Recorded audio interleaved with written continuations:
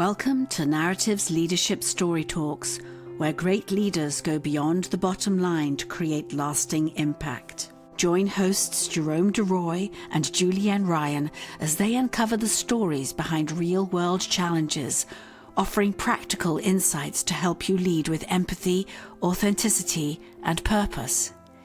Each episode dives into how leaders use storytelling to build trust, foster connection, and inspire action.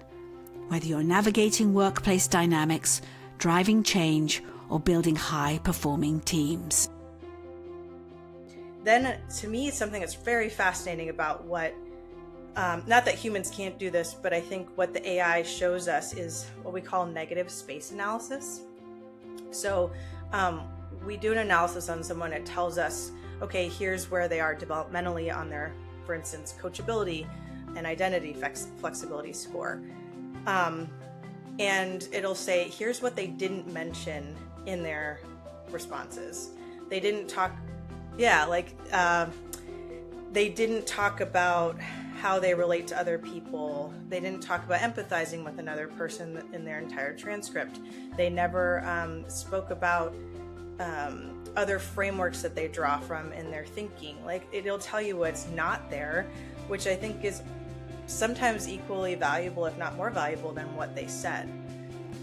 Welcome back to Leadership Story Talks. We just heard from Logan Yonavjak. What she does is she kind of measures the readiness of leaders, and started out with startups, but then it's broadened into a lot of different industries.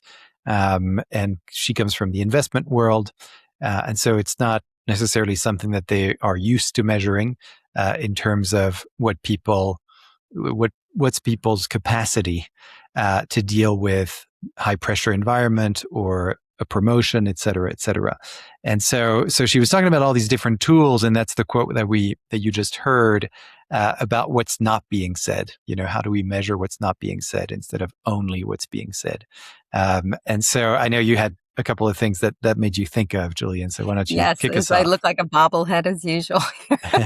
So it's so fascinating that she is measuring this, because harking back to my prior life in HR, wherein I was concentrating on recruiting for a significant portion of my life, I would be doing reference checking and be listening to the pauses and the change in the beats when somebody gave a reference, or when it was still in the interview process. What were these people gathering to share? But they seem to be avoiding talking about other topics. So I love the fact that she's measuring what's being talked about and what's not, and how does that present some challenges. And It could be that person's blind spot. They may have trained themselves to, this is what's important to share, and that's all I'm going to concentrate on. So I think that really affords a good mirror. But you had some thoughts about, we all show up with that, and some of the things we're not saying is very readable in our body language and how we're presenting, not just with words, but gestures and facial expressions and breathing. Right. Yeah. And what's interesting too, I think about what you just said is that, you know, your experience in recruitment and interviewing people, and noticing, you know, those pauses or the things that people hesitate to say or just outright don't say, what's behind that, right? And what's interesting about Logan's tool is that it's used to help. You used the term blind spot. It's used to help people find that blind spot, right? So after that transcript, what they'll do is they'll actually look at an interview and find out. So what was it that you didn't say? And most of the time, people are just not aware of it. And so it's something ingrained. And I think it's really interesting to use it for quote unquote a positive reason, in terms of like, I'm going to help you develop yourself so that, you know, so that you're aware of these blind spots, you're aware of the things that you're not saying or hesitant to say for whatever reason. And then let's look at that. Let's take a deeper dive in that. So I think that's developmentally, it's kind of a fascinating thing to look at. Where I was coming from originally was, you know, being conscious of it. So in other words, once you've done that work that we just talked about, that you start to know yourself a little bit better, and you become aware of the things that you're trying not to say because for whatever reason, I don't want to be this, so I don't want to be that, or I want people to think I'm this, or this is how I want to present, etc. So I'm not going to say this piece. Once you're aware of those reasons and you know what those things are, then what I've noticed is that when people tell stories and they present some kind of message or communication, then it becomes quite a conscious decision what you choose not to say. And what I find really fascinating is that when you're telling a story and there's something you're choosing not to say, the audience notices that and leans in, is even more engaged. So that pause that you take, that significant beat after having spoken at a fast clip, you're in charge of that. That's the way you're shaping your story. It's part of how you're telling your story.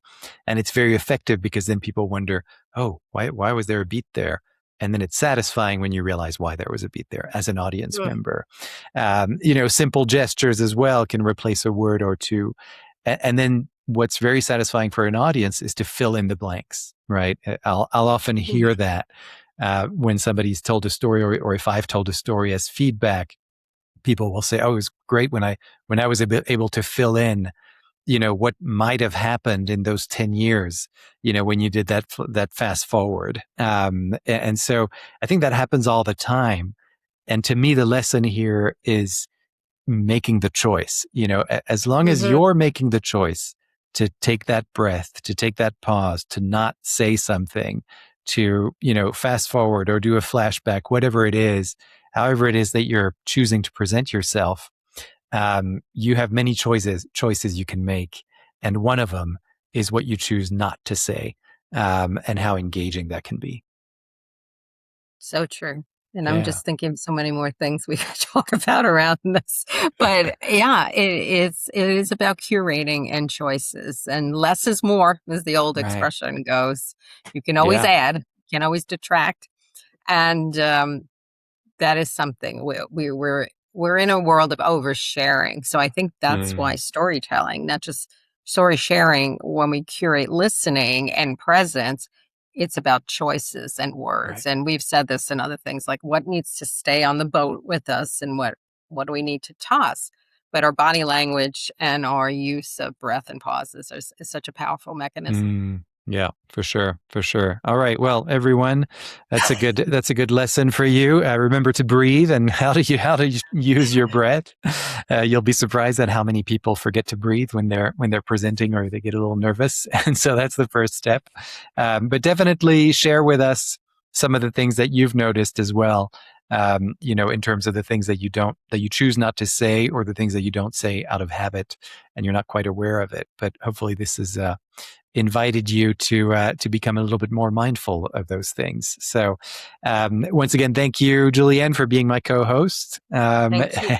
And thanks everyone for listening to us. You can go to narrative.com, NARATIV.com, to learn a lot more about storytelling and how we work with teams, groups of people, as well as one-on-one coaching, and many other events that we hold every other month, and resources that are available to you. So don't hesitate, NARATIV.com. And we hope to hear from you very soon. Thanks so much, everybody, and we'll see you next time. For more information on the narrative listening and storytelling method and how it can help your business, go to narrative.com.